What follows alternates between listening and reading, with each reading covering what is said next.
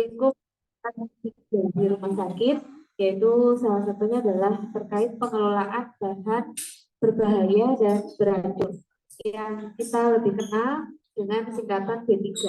Ya. Jadi kalau B3 itu artinya bahan berbahaya dan beracun. Nah ini tentunya dalam aspek K3 ya. Jadi ini pun juga sebenarnya sudah ada di uh, ininya di Permenkes ya, sehingga semuanya kita dasarnya ada di Permenkes. Ya. Jadi secara pengertian ya, oh ya ini sudah masuk ya, yang reguler sudah tahu juga ya semuanya ya, reguler sampai ya. Nah presentasinya juga sudah saya buka, bisa dicek. Jadi terkait dengan materi hari ini ya, kita akan mempelajari yaitu terkait dengan bagaimana nanti upaya untuk meminimalkan penggunaan dari B3 maupun limbahnya. Nah, jadi ini dari judulnya saja sudah berbahaya ya, bahan berbahaya dan beracun. Nah, tapi kok ada penggunaannya. Nah, sehingga memang di rumah sakit ya khususnya kita ada banyak sekali ya macam-macam baik itu alat maupun bahan yang sebenarnya dia itu berbahaya atau bisa juga itu beracun. Tetapi kalau kita ingat kemarin di hierarki untuk pengendalian risiko, yang pertama adalah eliminasi, yaitu dihilangkan. Nah, tetapi ketika memang tidak bisa dihilangkan, maka yang bisa kita lakukan adalah untuk meminimalkan risikonya atau dengan pengelolaan yang tepat. Dari yang kita ketahui di situ adalah bahan yang berbahaya maupun beracun. Nah, sehingga nanti dari sumber daya manusia yang ada di rumah sakit, baik itu tenaga kesehatan yang bekerja, maupun juga dari pasien dan pengunjung, itu bisa tetap aman dari adanya kemungkinan risiko paparan terkait B3 ini. Nah, sebelum itu kita perlu memahami apa itu B3. Ya, jadi untuk B3 ini bisa bermacam-macam ya, artinya disebut bahan, tetapi itu bisa berupa zat, bisa berupa energi, atau mungkin komponen lain yang mungkin karena sifatnya, jenisnya ya, atau mungkin juga terkait konsentrasi maupun jumlahnya, nah itu bisa menyebabkan bahaya. Nah, sehingga di sini kita bisa melihat ya, mengidentifikasi. Ada yang memang dari sifatnya itu berbahaya. Jadi berapapun jumlahnya, berapapun konsentrasinya dia berbahaya. Tapi ada juga yang dia hanya berbahaya kalau konsentrasinya tinggi. Ya, tapi kalau misalnya konsentrasinya rendah, dia menjadi tidak berbahaya. Nah, misalnya bahan disinfektan. Nah, kalau klorin contohnya. Klorin kalau 100%, nah itu berbahaya, sangat berbahaya ya. Kita terpapar, tersentuh saja pasti kulit sudah mungkin terkena efek ya, baik itu yang ringan sampai yang parah. Nah, tetapi kalau misalnya konsentrasinya kita perkecil, ya sesuai dengan efek yang kita gunakan, misalnya 0,05, nah itu berarti bisa untuk kita gunakan dalam konsentrasi yang aman. Ada juga yang dari jumlahnya. Kalau jumlahnya sedikit nggak masalah, tapi kalau jumlahnya banyak ya, seperti misalnya paparan radiasi, nah itu kalau sedikit nggak masalah. Seperti kayak pasien kalau butuh X-ray ya dia akan dilakukan pemeriksaan radiologi. Tapi untuk mungkin kalau pasien ya 1-2 kali seperti itu ya, sehingga itu masih aman. Tapi bagaimana dengan petugas yang setiap hari harus berada di ruang penuh dengan paparan radiasi, sehingga kalau jumlahnya banyak, nah itu nanti bisa berbahaya. Nah ini juga baik secara langsung maupun tidak langsung, baik itu misalnya langsung terkena paparan atau mungkin secara tidak langsung ya, mungkin dari efek yang beberapa kali paparan ya, tidak langsung cepat kita pas saat itu terkena langsung efek, enggak, kadang pas saat terkena enggak masalah, tapi karena setiap hari terus, nah itu nanti bisa mungkin yang punya bakat-bakat untuk cancer, nah itu bisa menimbulkan akhirnya mungkin nanti di usia berapa terus terdiagnosis ada cancer akibat mungkin paparan yang selama ini terkumpul ya di setiap harinya bekerja. Nah ini bisa tadi ya terkait dengan bahaya kesehatan maupun sampai kelangsungan hidup. Nah, Dan ini bisa juga selain pada manusia juga nanti bisa pencemaran lingkungan, itu yang kita juga perlu memperhatikan. Nah, selain B3, kita juga perlu memperhatikan terkait pengelolaan limbahnya. Karena setiap kali kita gunakan sesuatu, nah itu ada yang akhirnya kemudian tidak dipakai. Ya, jadi artinya setelah kita pakai, kemudian tidak kita pakai. Nah, itu juga tetap kita perhatikan. Ya, misalnya pada saat penggunaan itu tidak masalah karena misalnya seperti jarum suntik, nah itu kita tetap gunakan. Nah, setelah digunakan kan sudah tidak bisa dipakai lagi. Nah, kemudian bagaimana untuk pembuangan dan pengelolaannya itu tetap juga harus diperhatikan. Jangan pas kita manfaatkan saja, tetapi setelah itu dibuang sembarangan. Nah, itu yang tidak boleh. Sampah biasa saja nggak boleh buang sembarangan ya, apalagi sampah medis atau mungkin yang kaitannya terkait B3 ini. Nah, sehingga tujuannya kita adalah melindungi SDM tadi ya. Tujuan utamanya adalah kita melindungi SDM rumah sakit dan juga lingkungan dari bahaya langsung B3 maupun juga dari limbahnya. Itu yang tujuan dari pengelolaan B3 ini. Dan kalau misalnya untuk mau mengecek ada di PMK nomor 66 tahun 2016 itu untuk panduan secara lengkapnya. Nah, kemudian terkait dengan B3 itu kita perlu mengenal ya apa saja yang termasuk dalam B3. Nah, di sini ada beberapa pengkategorian. Nah, untuk pengkategorian berdasarkan Permen Lingkungan Hidup, Permen LH, nah itu ada beberapa macam dari kategori B3. Ya, ada yang pertama adalah kategori B3 yang memancarkan radiasi. Nah, seperti yang tadi contohnya di radiologi ya, sinar X-ray. Kemudian ada juga yang mudah meledak, kemudian ada yang mudah menyala atau mudah terbakar, kemudian oksidator yang nanti kalau bereaksi dengan mungkin sama zat kimia bisa teroksidasi dan menjadi radikal bebas mungkin yang nanti membahayakan kesehatan. Kemudian ada juga yang sifatnya racun. Racun bisa racun untuk manusia ya, bisa juga untuk makhluk hidup yang lain. Kemudian korosif. Nah, ini sifatnya merusak peralatan ya untuk yang korosif. Kemudian pembagiannya lagi ada karsinogenik. Nah, kalau karsinogenik apa? Sudah kenal? Nah, penyebab kanker ya. Jadi kalau terpapar mungkin beberapa lama, nah itu bisa menyebabkan kanker. Kalau mutagenik, ya mutasi apa? Mutasi genetik ya. Atau menjadi X-Men kalau di filmnya ya. Nah ini karena berisiko juga ya, setiap manusia punya gen, punya kromosom ya, yang itu nanti bisa juga akibat paparan lingkungan itu bisa menyebabkan mutasi yang awalnya normal menjadi tidak normal ya, atau mungkin nanti bisa menyebabkan autoimun juga ya, yang awalnya tidak apa-apa, tapi kemudian karena mungkin faktor paparan, nah itu bisa menyebabkan mutasi. Kalau teratogenik yang bagaimana? Pernah dengar mungkin efek obat, ini ada yang efeknya teratogenik. Nah, ya berbahaya pada janin. Nah, ini untuk yang hamil ya. Jadi apa perawat juga banyak yang perempuan ya, sehingga biasanya pada saat yang hamil, nah itu nanti akan termasuk populasi beresiko. Sehingga kalau dia bekerjanya di tempat yang beresiko, biasanya selama hamil nanti akan sementara dirotasi dulu di tempat yang tidak cenderung untuk lebih tidak berbahaya ya. Bahkan mungkin juga dinasnya juga kadang juga diatur juga tidak dinas malam khusus untuk yang karena mungkin tadi terkait dengan kesehatan ya. Kemudian iritasi, kalau iritasi tahu ya, mungkin di kulit, kemudian berbahaya bagi lingkungan dan juga mungkin yang gas bertekanan ya, gas bertekanan seperti tabung oksigen. Nah, itu juga termasuk di B3 ya, karena tadi mungkin bisa mudah meledak atau mungkin terbakar. Nah, ini untuk kategori menurut Permen LH. Nah, sekarang ada juga kategori menurut WHO. Nah, kalau di sini ada 9 macam ya dari WHO untuk mengkategorikan B3 limbah B3. Yang pertama adalah limbah B3 untuk yang infeksius. Nah, kalau yang infeksius berarti yang apa contohnya? Yang mengandung Ya, sama ya, mengandung bakteri, terus virus, apalagi? Ya, apalagi jenisnya?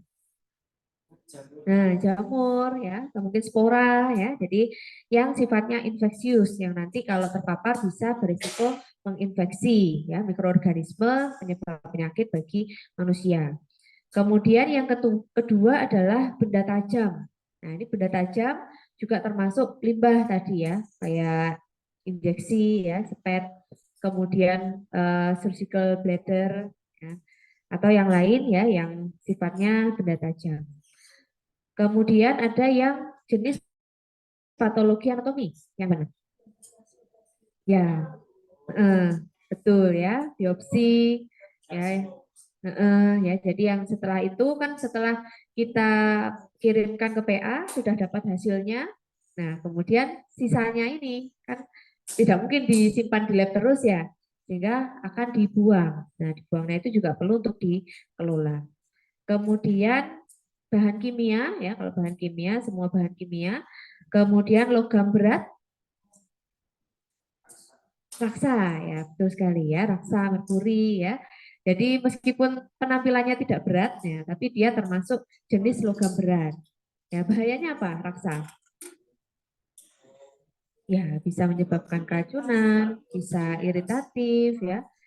Ya, jadi kalau dulu mungkin masih menggunakan termometer yang raksa. Nah, ini masih masih ini ya, atau makin sampai sekarang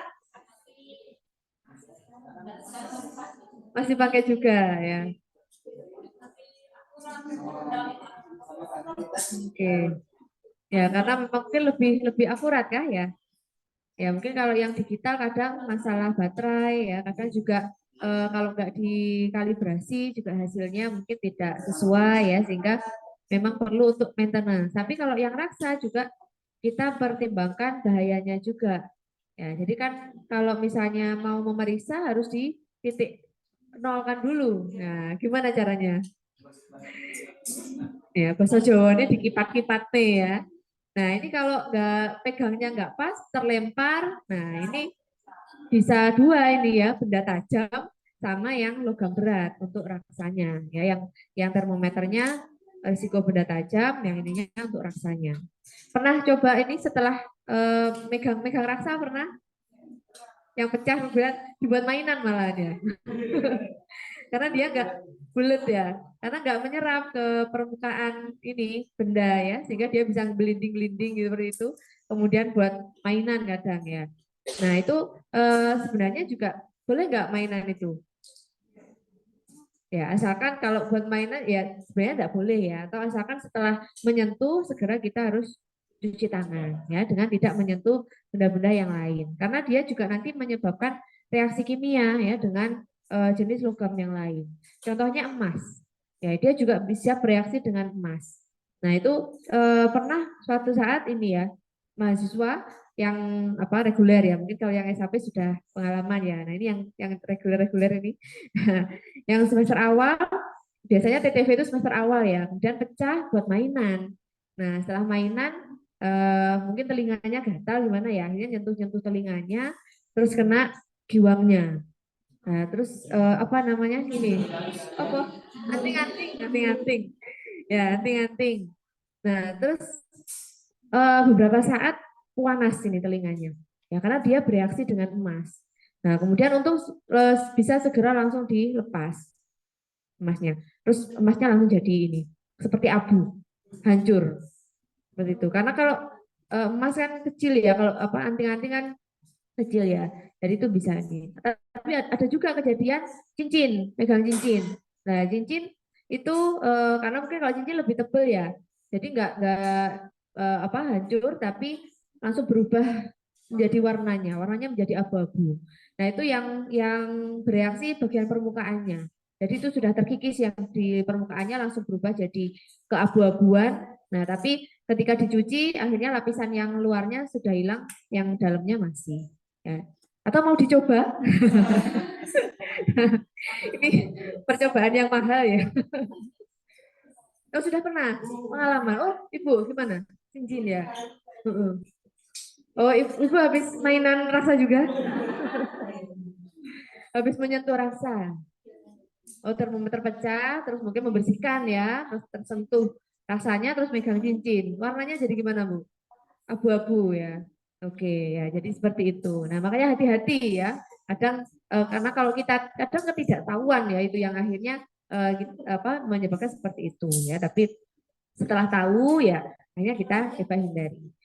Kemudian kontainer bertekanan, ya contohnya apa? Ya tabung-tabung tadi ya, tabung oksigen ya.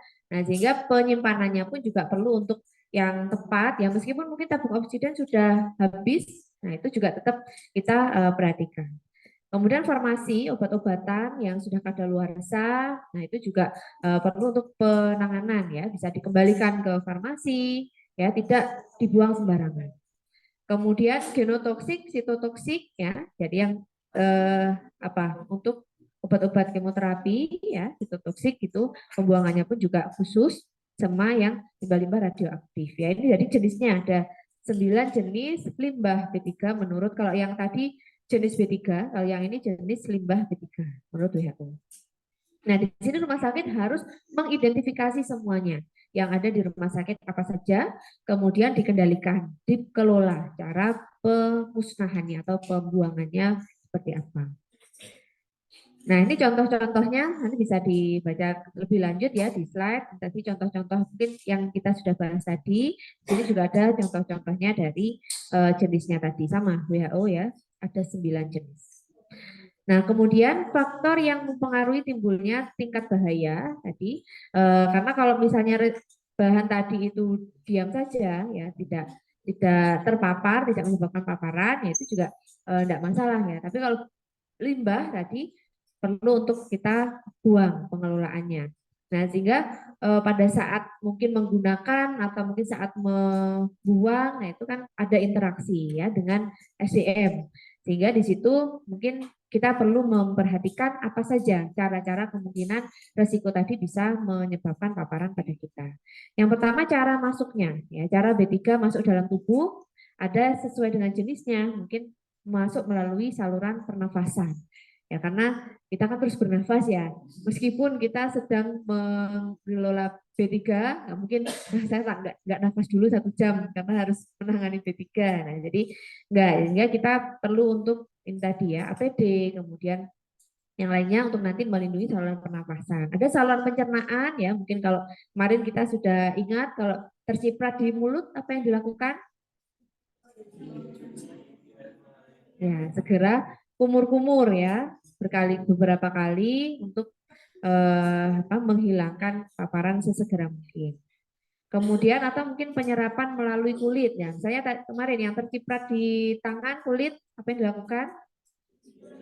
Ya, sama ya. Cuci di air mengalir saja, pakai sabun disinfektan atau antiseptik ya untuk membersihkannya. Nah, itu tadi caranya. Kemudian konsentrasi dan lama paparan juga mempengaruhi sehingga semakin pekat konsentrasinya akan semakin beresiko. Termasuk juga semakin lama paparannya itu juga akan semakin beresiko. Sehingga cara yang pertama kita lakukan adalah meminimalkan tadi lamanya sehingga segera mungkin langsung kita hilangkan. Kita cuci bersih ya agar tidak sampai nanti meresap ke dalam tubuh.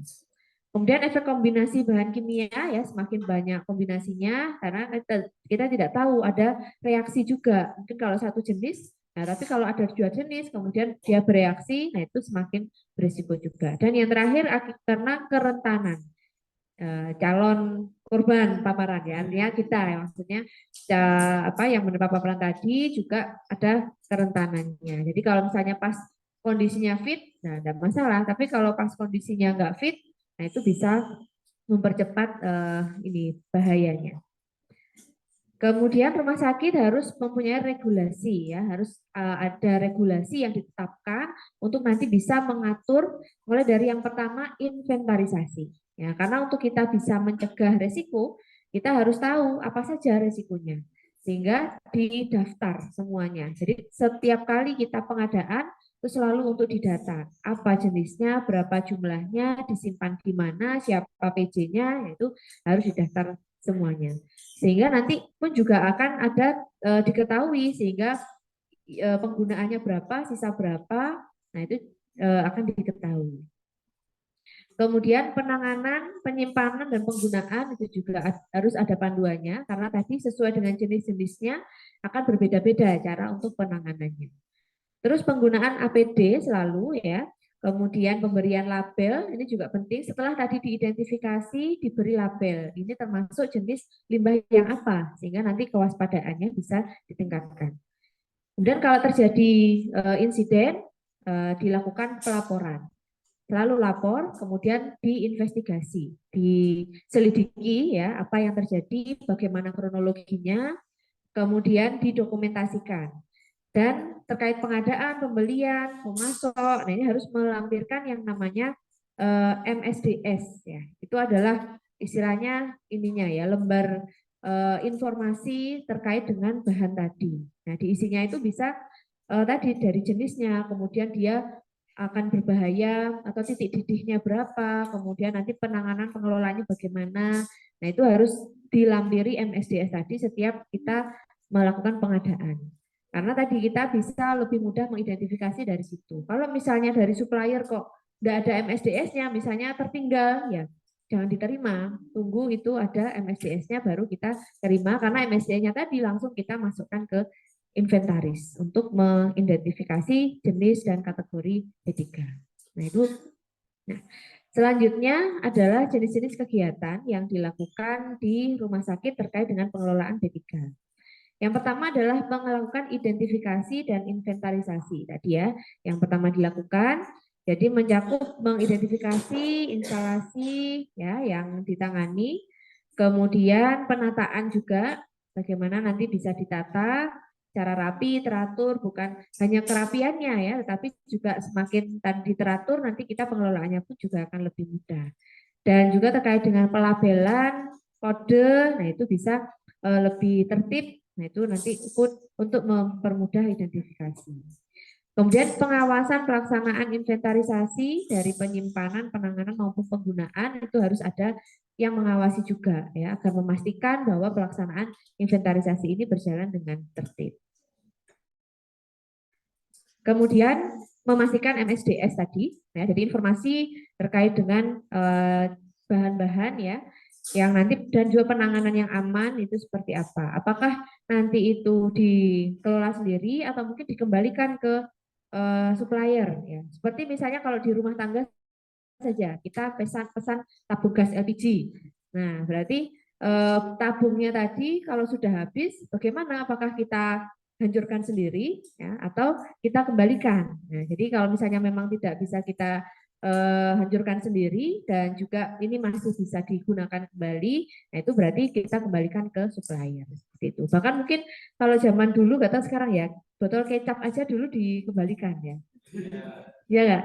Ya, iya. Jadi ketika saya masih ingat dulu masih kecil itu kalau ke warung beli kecap bawa botol kosong. Nah, nanti pas ke sana diganti yang ada isinya. Nah, yang botolnya tadi kembali ke pabrik untuk nanti dibersihkan lagi dan diisi ulang. Galon juga gitu, galon sampai sekarang ya kalau galon ya. Nah, gitu kali ya. Ya. Oke, kemudian bagaimana menyiapkan sarana keselamatan ya. Jadi untuk penyimpanan tentu perlu lemari ya, lemari untuk menyimpan B3. Kemudian penyiraman badan atau body wash dan eye washer ya yang kemarin sempat kita bahas juga itu untuk nanti kalau misalnya ada terciprat di bagian mata.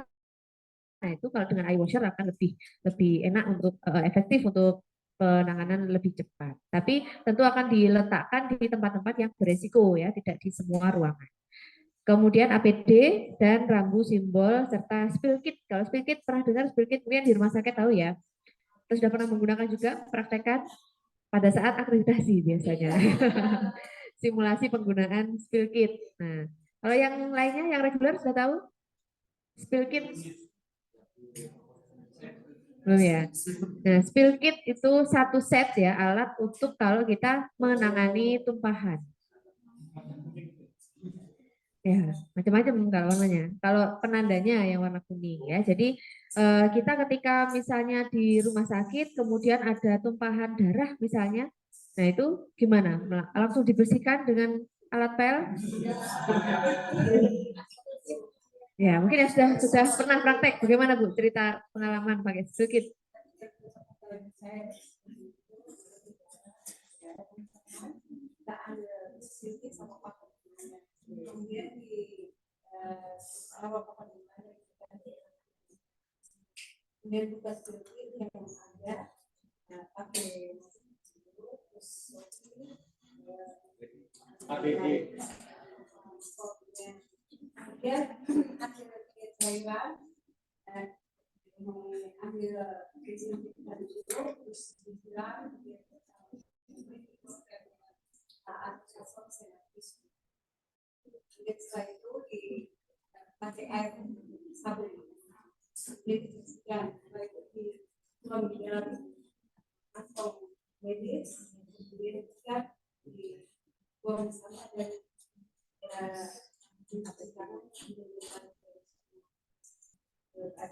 Oke, ya, sekali. Ya, semuanya sudah paham? Sudah ya, ya. Jadi memang itu ya, sehingga harus tahu ya. Jadi tidak kita tidak sembarangan untuk membersihkan B3 ya, termasuk cairan tubuh pasien. Berarti kalau cairan tubuh pasien di kategori limbah B3 masuk ke apa? Tadi infeksius ya, nah, karena mungkin nanti mengandung mikroorganisme sehingga tidak langsung atau mungkin biasanya mudahnya langsung manggil CS untuk membersihkan. Nah ini nggak pas ya karena mungkin CS nggak tahu kecuali kalau CS-nya sudah dibekali ya, dibekali untuk penanganannya. Nah, sehingga kita tangani dulu dengan spill kit tadi. Jadi kita tangani kalau misalkan darah ya tadi langsung kita berikan disinfektan, kemudian kita serap pakai adsorben. Sebenarnya bisa tisu, bisa juga mungkin ada yang menyebutkan ini apa kayu, papahan kayu, ada pasir, ya artinya untuk menyerap itu. Kemudian baru nanti diberikan disinfektan sabun untuk dibersihkan. Beda juga nanti kalau zatnya sifatnya kimia atau basa apa basa atau asam. Nah, itu juga perlu penanganan yang berbeda. Kita netralkan dulu. Ya, ada di spill kit yang untuk khusus asam basa, nah itu ada cairan yang sifatnya asam sama basa. Jadi kalau limbahnya tadi sifatnya asam, kita berikan dulu larutan basa. Sehingga netral baru kita bersihkan. Karena kalau enggak, ini zat asam 100% nah misalnya. Terus kemudian langsung kita bersihkan, wah ya alat yang kita untuk bersihkan langsung hancur nanti karena asamnya. Ya, jadi kita netralkan dulu, baru tuh, nah itu yang dinamakan spill kit. Kalau mungkin yang apa penasaran ya bisa banyak contohnya ya di Google, di YouTube ya. Sekarang apa guru kita ya ada Mbah Google ya. Jadi di situ jawaban ada semua. Oke, kemudian untuk pembuatan prosedur dan standar prosedur operasional itu juga harus ada di rumah sakit seluruhnya, seluruh tindakan harus ada SOP-nya. Termasuk penanganan pengelolaan limbah B3 harus juga ada SOP-nya. Seperti tadi yang seperti tadi juga harus ada SOP-nya. SOP-nya pun juga beda-beda untuk yang cairan tubuh pasien, untuk yang zat asam, untuk yang zat basa. Nah itu karena caranya berbeda. Jadi setiap beda cara ada SOP-nya. Ditetapkan dan nanti disosialisasikan dan diajarkan ke seluruh staf. Nah, biasanya kalau akreditasi cuma yang, wah ini nanti yang mau disurvei, nah, dilatih benar-benar, tapi yang lainnya enggak. Nah, ini menjadi kurang efektif ya, sehingga harusnya semuanya, sehingga ketika survei kan diacak. Nah, itu diacak itu berarti semuanya bisa, ya, tidak dipersiapkan orangnya untuk yang dilatih. Kemudian ya, jadi harus ada persyaratan juga untuk terkait dengan pelabelan, kemudian dokumentasi, ya, dan juga mekanisme pelaporan kalau terjadi insiden. Kemudian penanganan keadaan darurat, jadi perlu untuk melakukan pelatihan dan simulasi tumpahan B3 tadi ya. Jadi memang perlu untuk disimulasikan karena kadang kita tahu caranya, bahannya sudah tahu, tempatnya sudah tahu, tapi pas kejadian bingung. Ini apa yang dilakukan dulu? Kadang itu tadi padahal yang step pertama kita pakai APD. Nah, tapi yang diingat adalah oh, ada tumpahan saya lakukan ini. Nah, APD-nya belum. Nah, itu akhirnya perlu untuk simulasi. Termasuk juga mungkin kemarin sudah ya yang kebakaran, nah, itu perlu juga simulasi. Jadi kalau terjadi kebakaran, bagaimana kita lari kemana? Itu perlu untuk dilatih. Kadang karena kalau kita nggak disimulasikan, pas kejadian beneran bingung. Ya, padahal sudah tahu titik kumpul di parkiran. Nah, larinya malah ke yang lain ya. Nah, itu jadi perlu untuk disimulasi. Nah, kemudian terkait dengan diakreditasi standar MFK, yaitu memang kaitannya banyak terkait dengan pengelolaan B3 ini ada di MFK tadi. Nah, kemudian untuk limbah B3, jadi cara pengelolaannya itu ada beberapa step ya. Jadi ada 6 step.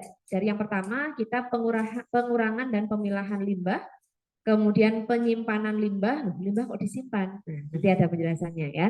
Kemudian pengangkutan limbah, pengolahan limbah, penguburan limbah, dan penimbunan limbah. Ya, jadi ini untuk step-step kita pengelolaan limbah B3. Nah, dari yang pertama adalah pengurangan.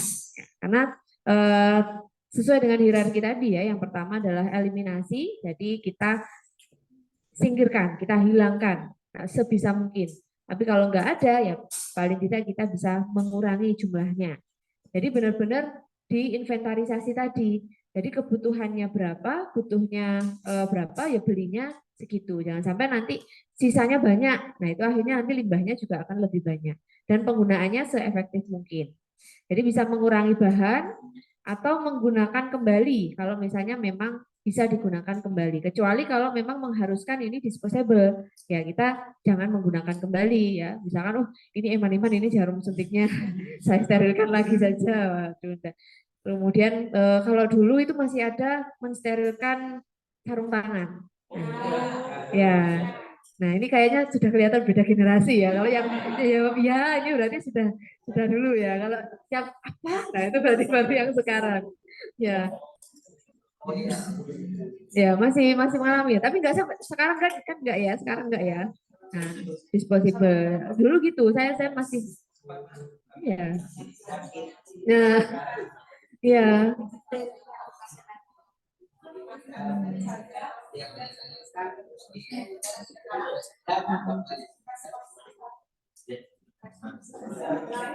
Nah, itu ya. Itu ya dulu gitu ya. Ya. Tapi biasanya yang sarung tangan steril ya. Tapi kalau yang sarung tangan bersih dibuang karena tipis, terlalu tipis. Yang dulu, maksudnya yang dulu yang disterilkan yang steril. Nah, steril itu disterilkan kembali ya, tapi kemudian kalau yang untuk bersih ya ditaruh bersih, kalau yang untuk steril lagi ya ditaruh di tromol steril. Terus ngambilnya pakai nah yang sekarang nggak tahu rentang itu apa.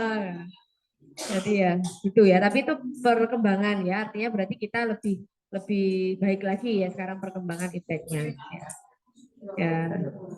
Terus terus saya juga masih menjumpai loh kateter itu disterilkan lagi. Masih enggak? Loh ya masih ada dulu itu. Ya. Tapi biasanya itu yang di ruang VK biasanya ya, ruang VK.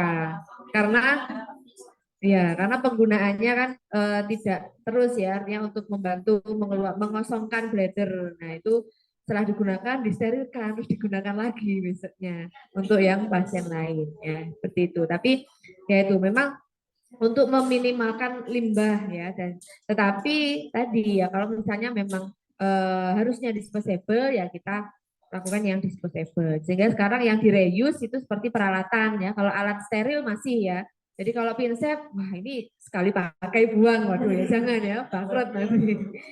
Ya, jadi kalau alat untuk rawat luka, nah itu masih disterilkan, di reuse ya. Kemudian daur ulang, ya bedanya reuse sama recycle apa? Ya, ya betul ya. Jadi sama-sama digunakan di daur ulang. Ya, jadi kalau di reuse itu digunakan kembali dengan fungsi yang sama. Ya, seperti pinset, kemudian atau yang lainnya itu namanya di reuse ya. Tapi kalau recycle sudah tidak digunakan lagi, tapi untuk yang lain ya di daur ulang. Ya, misalnya kan sekarang banyak ya bahan-bahan daur ulang. ya, dari mungkin botol-botol bekas ya itu daur ulang. Tapi kalau dari sampah medis ya itu kadang ada bahayanya juga ya untuk didaur ulang. Apalagi kalau di reuse. Nah, ini kemarin ada yang botol infus itu di reuse ya. Sampah-sampah medis kemudian digunakan kembali. Nah, itu perlu untuk ini tindakan yang lebih ketat ya. Oke, selanjutnya yang kedua pemilahan. Ya, tadi setelah kita kurangi seminim mungkin, nah yang ada itu kita pilah-pilah sesuai dengan kategorinya untuk mempermudah pengelolaannya tadi. Nah, jadi dihasilkan alur limbah yang efektif, kemudian mengurangi jumlah limbah karena penggunaan limbahnya dibatasi, kemudian dikurangi juga yang terbuang bersama non B3 ya, karena kita sudah bedakan oh ini limbah B3 yang ini bukan. Nah itu untuk nanti agar tidak tercampur seperti sampah ya, sampah medis, sampah non medis. Nah berarti yang B3 ya yang sampah medisnya saja, tapi kalau yang non medis ya itu bukan limbah B3 meskipun dari rumah sakit, tapi kalau dia di sampah non medis ya itu bukan B3 ya, sehingga itu yang kita pisahkan. Kalau yang non medis ya kita kelola seperti sampah biasa, sampah rumah tangga. Tapi kalau yang medis ya itu yang perlu pengelolaan B3. Karena kalau semuanya dicampur, yang bekas makanan, bungkus pecel, nah itu dijadikan satu, nah ini kosnya juga akan lebih banyak untuk karena pengelolaan B3 perlu juga kos ya, penanganan yang khusus. Kemudian penempatan dan pelabelan. Nah, ini adalah contoh-contoh label yang nanti digunakan untuk melabeli B3. Nah, sudah familiar dengan contoh gambar-gambar ini? Nah, kayaknya sudah ya. Jadi kalau di rumah sakit akan banyak menjumpai lambang-lambang atau logo-logo itu ya. Dan itu semua ada artinya ya, bukan hanya hiasan ya, tapi ada maknanya. Jadi untuk yang pertama, kalau misalnya ada logo seperti kipas angin ya ini ya. Ya, jadi ini nah, kalau seperti ini berarti adalah kategori radioaktif. Jadi biasanya kalau di ruang-ruang radiologi, nah ini akan banyak ini di pintu, kemudian di ini ya bahkan mungkin untuk menuju ke sana ada logo ini. Berarti ini radioaktif. Jadi perlu untuk kita lebih pewaspadaan untuk radioaktif. Warnanya merah, kemudian ini untuk pembuangannya kantong box timbal ya dengan simbol radioaktif. Jadi harus berlapis timbal karena kalau radioaktif itu nanti bisa menembus ya, menembus bahan-bahan. Nah, ini kalau dilapisi timbal itu nanti akhirnya dia tidak menembus ya. Jadi aman. Nah, seperti kalau ini ya sehingga mungkin yang sudah pernah praktek di ICU mungkin. Nah, yang paling sering ada pasien X-ray. Ya. Karena kalau misalnya yang di ruang rawat inap, nah yang di ruang rawat inap ini kan pasiennya yang dibawa ke radiologi. Ya, sehingga kalau gimana? Oh, belum ada portable. Jadi di ICU pun didorong ke ventilatornya gimana? Ikut didorong juga. Oh enggak, tidak habis. Kalau butuh butuh pemeriksaan X-ray dengan pasien ventilator baru dikirim. Oh ya,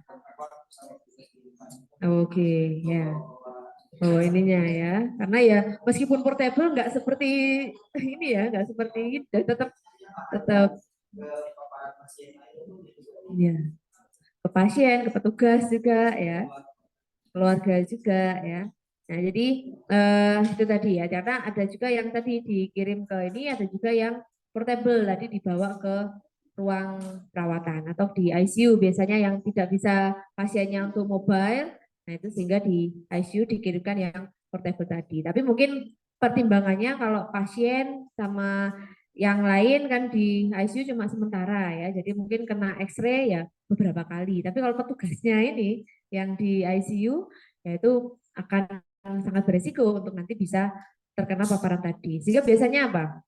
Kalau pas ada X-ray, nah itu kemana larinya? Keluar ruangan.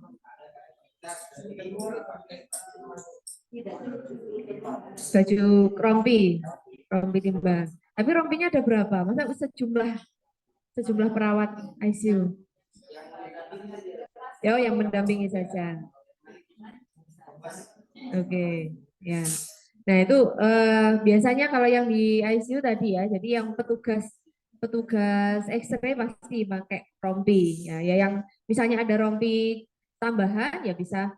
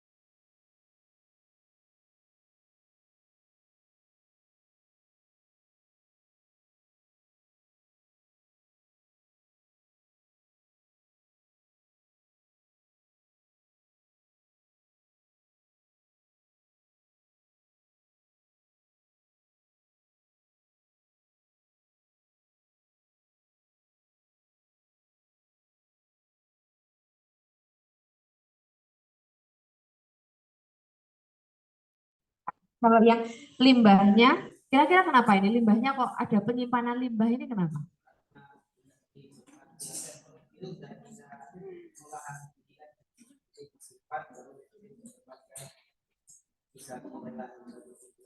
Oke, ya. Jadi memang terkait pengelolaan limbah B3 yaitu karena memang perlu penanganan yang khusus ya sehingga mungkin tidak dilakukan setiap hari ya sehingga tadi kalau misalnya apalagi kalau yang tidak bisa mengelola sendiri ya perlu untuk kerjasama dengan pihak ketiga misalnya klinik-klinik nah itu klinik-klinik kecil itu harus punya kerjasama dengan rumah sakit besar yang bisa mengelola limbah tadi.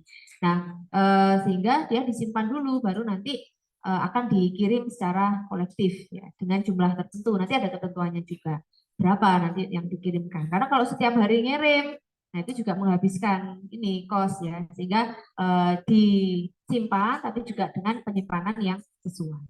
Nah, untuk persyaratannya ada persyaratan lokasi, jadi harus di tempat yang memang bebas banjir, tidak rawan bencana, kemudian ini ya yang penting aman nanti untuk lingkungan, jarak lokasi pengelolaan limbah itu juga diperhatikan. Kemudian terkait dengan fasilitasnya, untuk ruangannya, lantainya harus kedap. Ya, karena tadi kalau misalkan ada risiko tercecer, nah itu dia tidak mudah untuk meresap, nanti mencemari tanah. Ya, sehingga lantainya harus kedap. Kemudian tersedia sumber air dan sabun cair untuk tadi pengelolanya. Kalau terkena bisa langsung dibersihkan, dicuci dengan cepat. Mudah diakses untuk penyimpanan limbah, kemudian dapat dikunci. Nah, ini nggak boleh dibuka bebas ya, dikunci, kemudian mudah diakses oleh kendaraan pengangkut ya, karena tadi kalau jumlahnya besar untuk mengirimkannya kita butuh kendaraan. Nah, sehingga eh, sebaiknya apa tadi pengangkut tadi bisa di depan ruangan tadi. Ya, jadi ada akses untuk transport ke depan ruang penyimpanan limbah. Ya, jangan nanti oh ini sudah aman, ini jauh dari lingkungan rumah sakit, ditaruh di belakang. Nah, tapi nggak ada akses keluarnya. Nah, apa untuk truknya nunggu di halaman depan, dia harus ngangkut dari belakang ke depan. Nah, ini orang-orang yang dilewati itu bisa berbahaya ya, sehingga harus ada akses. Jadi truknya kalau bisa berhenti di depan ruangan tadi ya, untuk bisa langsung mengangkut, atau paling tidak jaraknya dekat sehingga untuk pengangkutan misalnya perlu pengangkutan manual, nah itu tidak terlalu jauh dan tidak melewati mungkin lorong-lorong perawatan ya, ada jalur khusus untuk membuang. Kemudian terlindung, tidak dapat diakses oleh hewan, serangga, burung, ventilasi pencahayaan baik, jauh dari penyimpanan dan makanan ya, nanti mepet sama dapur. Nah, ini bahaya ya. Jadi harus dijauhkan. Kemudian ada alat pembersih APD dan selalu dibersihkan untuk ruangannya, dinding, langit-langit. Nah, ini tadi untuk ketentuan penyimpanannya. Jadi ada dibedakan sesuai dengan kategori limbah B3. Jadi untuk limbah B3 nomor 1 sampai 3, yang apa tadi kalau masih ingat? Apa? Bukan. Limbah B3 nomor 1 sampai 3. Tadi kan ada kategori limbah B3 berdasarkan WHO. Bukan kategori B3 loh ya. Kategori limbah B3. Infeksius, apa? Benda tajam, patologi anatomi. Masuk nggak? Ini nomor 1 sampai 3. Kimia masuk nggak? Ya, ya. Jadi apa tadi? Infeksius, benda tajam, sama patologi anatomi. Ya, jadi 3 itu yang masuk ke pengelolaan nomor 1. Jadi di sini untuk yang 3 tadi, maka untuk penanganannya ada 2. Jadi harus dikelola ketika dia disimpan maksimal 2 hari. Ya, kalau misalnya disimpan pada temperatur yang lebih besar dari 0 derajat. Ya, tapi dia bisa disimpan selama 90 hari, atau berarti berapa bulan? 90 hari.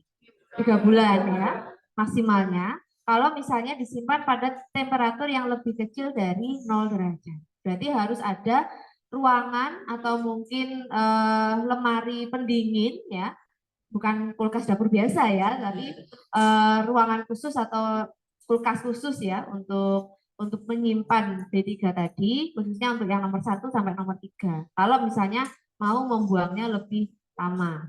Tapi kalau nggak punya alatnya tadi, berarti setiap 2 hari harus dikelola. Ya, dikelolanya bisa langsung dimusnahkan kalau bisa, tapi kalau nggak bisa ya tadi harus dikirim ke pihak ketiga.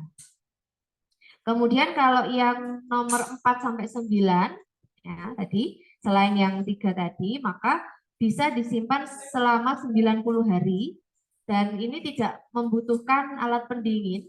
Jadi tidak apa yang dilihat di sini adalah jumlahnya.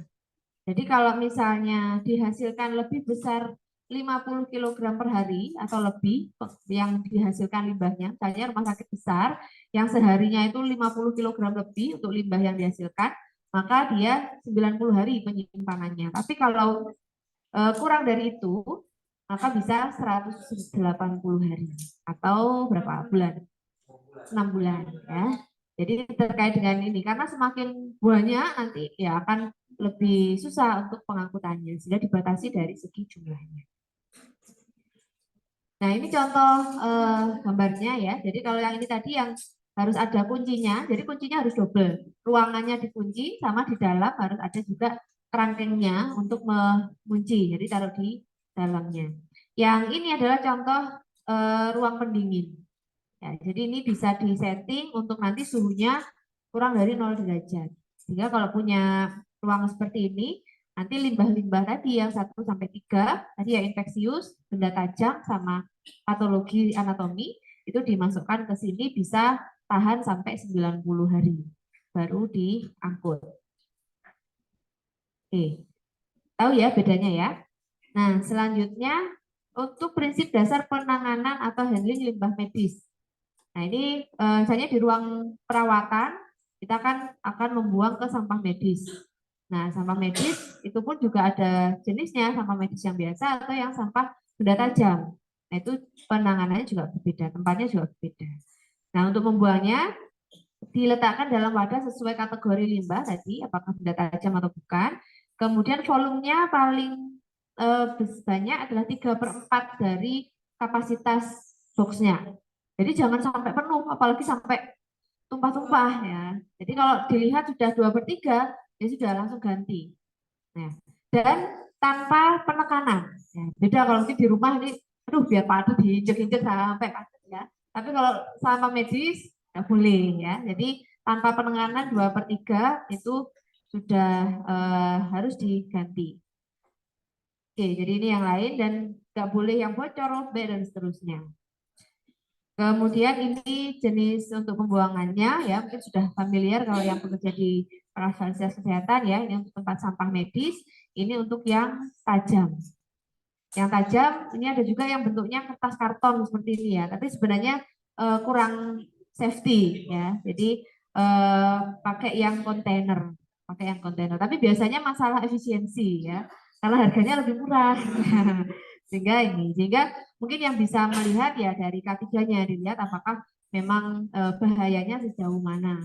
Kalau misalnya memang pasiennya banyak, kompleks ya sebaiknya yang kontainer. Tapi kalau klinik-klinik kecil mungkin ya yang tidak terlalu kompleks, nah itu bisa untuk yang ini. Karena masih resiko meresap tadi. Meskipun itu benda tajam, tapi kan ada juga mungkin tajam ada cairannya. Cairannya bisa cairan dari pasien, bisa cairan obat. Nah itu khawatir kalau masih ada resapan. Wah, bekas minyak goreng?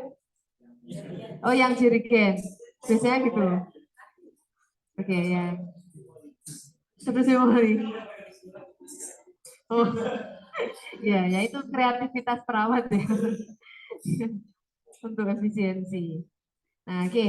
Kemudian tadi terkait pengelolaan, nah mungkin untuk lebih mudah bisa nanti dilihat di slide ya, ada alurnya. Nah, ini kalau misalnya yang non infeksius, jadi yang limbah non medis, yang non infeksius, nah itu bisa misalnya limbah dapur, kemudian atau botol kaleng bekas atau kertas, ya itu dibuang di tempat sampah. Biasanya warna hijau tempat sampahnya, tapi yang dilihat kita plastiknya warna hitam atau yang plastik biasa. Nah, itu maka nanti bisa dibuang, apakah nanti bisa untuk kompos, bisa untuk pakan ternak, atau mungkin pengumpul limbah untuk didaur ulang. Nah, ini yang tadi ya, artinya untuk yang recycle itu bisa dilakukan. Nah, tapi kalau yang eh, tabung gas, tadi tabung bertekanan gas, gas LPG, gas oksigen ya, karena di rumah sakit kan juga ada proses dapur ya, jadi juga ada LPG juga. Sehingga di sini disimpan, kemudian baru nanti diolah. Kalau misalnya memang sudah tidak digunakan lagi, ya dibuat penyok untuk memperkecil kapasitas, kemudian di pengumpulan sampah dan ditimbun. Atau bisa juga dikembalikan ke penyuplai ya, tadi seperti LPG, tabung gas untuk nanti diisi kembali atau dimusnahkan oleh penyuplai kalau misalnya memang sudah tidak layak pakai. Kemudian untuk yang limbah infeksius tadi warna kuning ya untuk kantongnya. Kemudian di tempat penyimpanan B3 nanti akan diolah dengan pengolahan termal atau dengan panas ya, dibakar. Kemudian sisanya nanti dikumpulkan dan baru ditimbun. Kemudian yang bahan kimia warnanya coklat. Nah, ini bisa di tempat penyimpanan, kemudian kalau yang air di instalasi pengolahan air limbah atau IPAL, sehingga di rumah sakit ada dua saluran limbah ya, untuk yang limbah air biasa, ada juga yang limbah air yang infeksius. Nah, sehingga untuk pengelolaannya nanti berbeda dengan keran di kamar mandi sama yang di Spoelhoek. Nah, itu kan beda. Spoelhoek tahu ya? Ini bahasa-bahasa Belanda ya, zaman-zaman dulu. Handschoen juga ya bahasa Belanda. Ya, tempat cuci yang kotor ya, itu untuk nanti karena limbahnya itu infeksius. Kemudian untuk yang tidak mudah terurai, jadi bisa di yang non pembakaran untuk yang kimia. Karena kalau zat kimia kita bakar ya tambah ngobong ya. Jadi kita pengolahan yang non termal. Kemudian dikumpulkan di limbah B3 dan mungkin bisa didaur ulang. Kemudian untuk yang benda tajam di safety box, kemudian di pengolahan termal atau bisa di disinfektan, disinfeksi dulu baru dikubur. Ya, tapi dikuburnya juga yang dalam ya, kayak apa kucing buang kotoran, nah itu muncul lagi nanti. Ya, kemudian limbah farmasi ya coklat, kemudian yang tidak mudah terurai biasanya dikembalikan ke pemasok. Oke. Kemudian untuk yang radioaktif, wadahnya warna merah di tempat penyimpanan, kemudian dikembalikan ke pemasok untuk yang radioaktif juga. Kemudian yang patologi anatomi tadi dikremasi ya, seperti kalau untuk ini ya mungkin yang jenazah itu ada juga yang dikremasi. Nah, termasuk juga yang PA. Kemudian kalau disimpan tadi sebaiknya dipendingin tadi karena termasuk golongan 3 dari apa jenis limbah tadi. Kemudian setelah didinginkan juga didisinfeksi, kemudian baru di penyimpanan dari beton dan juga dikubur. Yang untuk kenang-kenangan itu ya biasanya ya. Nah, barang bukti kalau kejahatan ya hasil otopsi. Ya, jadi kalau ya tadi sehingga ini tadi ya bisa dikubur. Jadi kalau misalnya memang artinya kalau limbah di rumah sakit kan banyak ya jumlahnya. Nah, itu nanti akan ini. Tapi kalau misalnya yang kecil, nah itu kadang ada yang membawa pulang. Nah, tapi nanti harus diberikan edukasi nanti membuangnya bagaimana ya. Jadi untuk dikubur ya untuk tadi. Kemudian pengangkutan limbah. Nah, jadi setelah tadi ini sampai ke penyimpanan misalnya ya, sampai ke penyimpanan, kemudian kita mau ke pengangkutan limbah. Nah, ini di penghasil limbah, ini di lokasi penghasil limbah, di tempat penyimpanan, kemudian diolah dan diangkut. Nah, ini diangkut bisa di kantong-kantong dulu sesuai dengan jenis limbahnya dan diangkut di pengangkutan yang khusus juga dan pengangkutannya juga harus diberi label. Nah, untuk pengangkutan limbahnya ini jadi wajib untuk menggunakan alat angkut limbah yang sesuai. Sudah mendapatkan izin. Kemudian menggunakan simbol dan dilengkapi dengan manifest limbah. Artinya untuk yang keterangan ya, keterangan limbah yang paling sedikit memuat kode, kemudian nama, sumber, karakteristik dan jumlahnya, kemudian identitas pengirim dan alat angkut limbahnya. Nah, selanjutnya kita kirim ya, kemudian diolah. Nah, diolah di sini adalah bagaimana nanti kita mengurai sebenarnya ya, mengurai dan menghilangkan sifat bahayanya. Jadi meskipun nanti di akhir itu tetap dibuang ya, tetapi ketika dibuang itu biar sama dengan sampah biasa. Jadi untuk zat berbahayanya itu kita sudah hilangkan dulu. Nah, ini caranya bisa dua, ada yang termal, ada yang non termal, yang menggunakan panas sama yang tidak. Karena sesuai jenis limbahnya tadi, untuk yang nggak boleh termal, yang jenis apa tadi? Kimia ya. Nah, untuk yang benda tajam atau mungkin yang lain itu bisa untuk yang termal, yang benda padat. Nah, proses pengolahannya, ini contohnya untuk yang termal itu adalah dengan autoclave. Autoclave seperti untuk yang alat steril ya. Jadi ketika misalnya mau dibuang pun, nah itu harus di autoclave dulu. Nah, baru dibuang. Ya, jadi untuk menghilangkan tadi zat-zat misalnya ada infeksiusnya. Jadi Dan itu pun tidak hanya sekedar didisinfektan saja. Mungkin kalau dari ruangan didisinfektan, tapi kemudian di autoklaf, nah setelah di autoklaf baru bisa dibuang. Karena kalau enggak masih ada, khawatirnya masih ada zat-zat infeksius. Atau dengan gelombang mikro atau iradiasi frekuensi atau insinerator. Nah, insinerator itu yang pembakar ya. Nah, ini biasanya yang rumah sakit besar ya di RSSA misalnya itu ada insinerator untuk nanti dibakar. Nah, setelah dibakar nanti abu ya jadinya. Dan itu sudah tidak berbahaya artinya untuk zat infeksinya sudah tidak ada.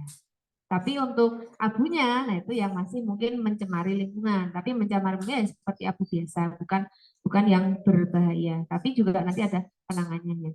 Kemudian untuk yang non termal itu dengan enkapsulasi.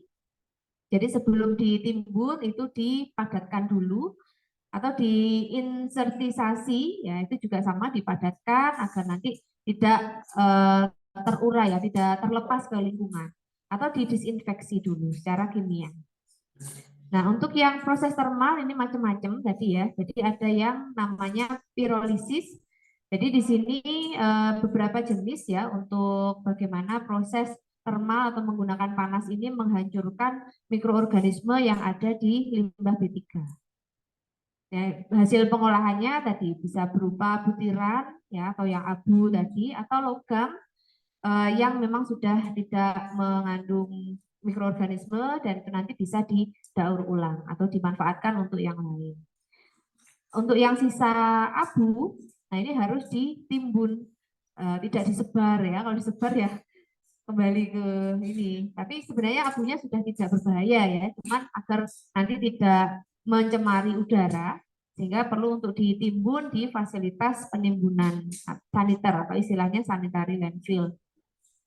Kemudian dan juga nanti untuk abunya tadi melewati yang non termal atau bisa enkapsulasi, bisa inertisasi sebelum nanti ditimbun agar abunya tadi tidak terbawa udara.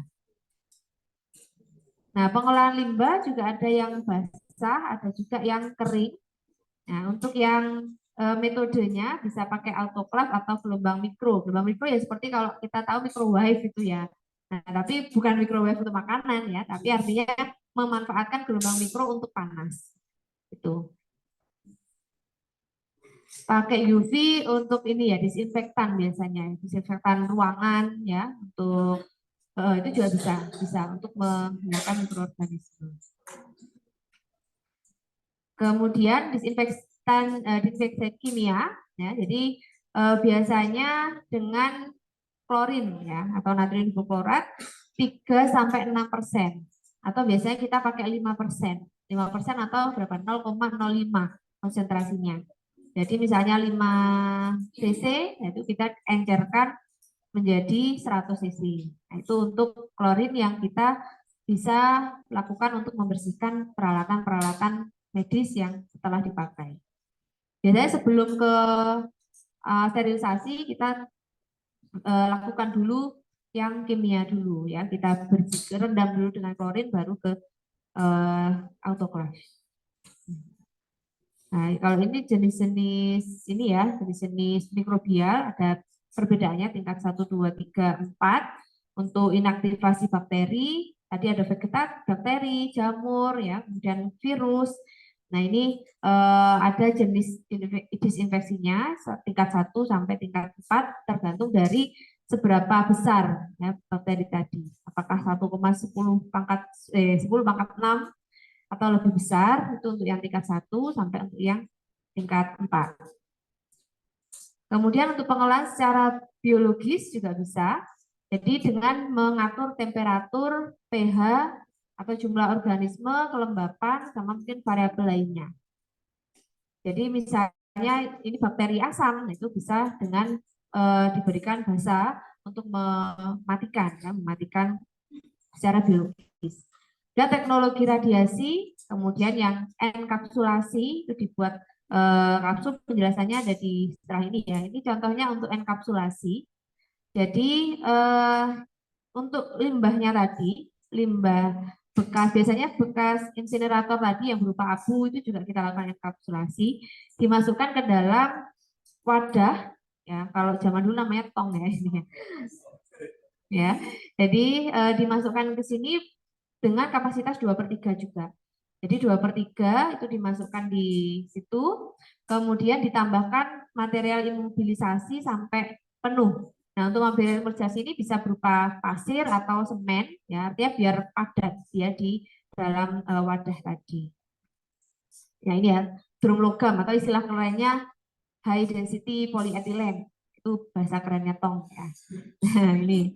Kemudian tadi ya limbah yang dienkapsulasi itu adalah limbah benda tajam atau abu bekas insinerator atau ya abu terbang atau abu dasar. Ya, ada abu yang bisa terbang, ada juga yang abu tapi dia tidak terbang, itu sama-sama abu bisa tetap dienkapsulasi.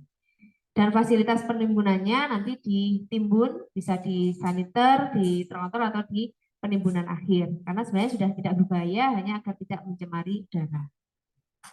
Untuk yang inertisasi, nah ini hampir sama dengan enkapsulasi, namun ada uji tekannya nanti. Ya, jadi di sini proses solidifikasi, istilahnya wangi-wangi ya. Artinya proses pemadatan. Ya, jadi dipadatkan menggunakan semen atau material lainnya sebelum nanti ditimbun di fasilitas penimbunan. Nah, ini bisa dilakukan untuk limbah abu atau hasil pembakaran insinerator juga bisa, dengan nanti yang kita timbun adalah hasil pembakaran ditambah pasir ditambah semen dengan perbandingan 3:1:2.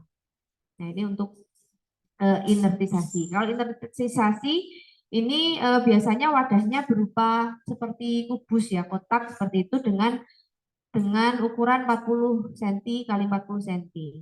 Jadi untuk yang pertama limbah tadi dicampur dengan pasir sama semen dengan perbandingan 3:1:2. Kemudian nanti hasil pencampurannya akan dimasukkan ke dalam wadah berukuran 40 kali 40 dan didiamkan selama 5 hari. Nah, nanti sampai mengeras. Ya, sampai mengeras. Kemudian hasil pencampurannya tadi nanti akan dilakukan uji kuat tekan.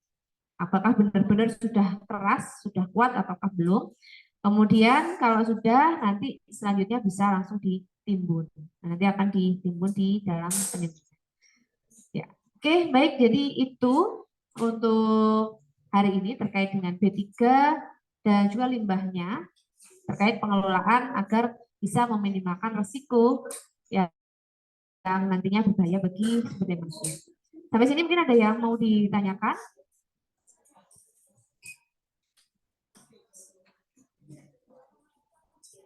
Sudah jelas? Berarti nanti harus bisa ya UTS-nya ya. Nanti masuk UTS untuk materi ini. Sudah jelas semuanya? Oke, baik. Kalau misalnya memang sudah jelas, kita bisa cukupkan untuk hari ini.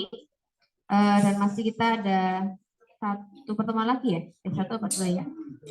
Dan juga jangan lupa untuk tugasnya. Ya, nanti di pertemuan ke-7 presentasi tugas pertama. Minggu depan ya? Oh, iya. Oke. Nah, nanti akan saya buka di VLM untuk dikumpulkan H-1. Oke, baik kalau sudah saya akhiri pertemuan hari ini. Terima kasih, selamat belajar. Assalamualaikum warahmatullahi wabarakatuh.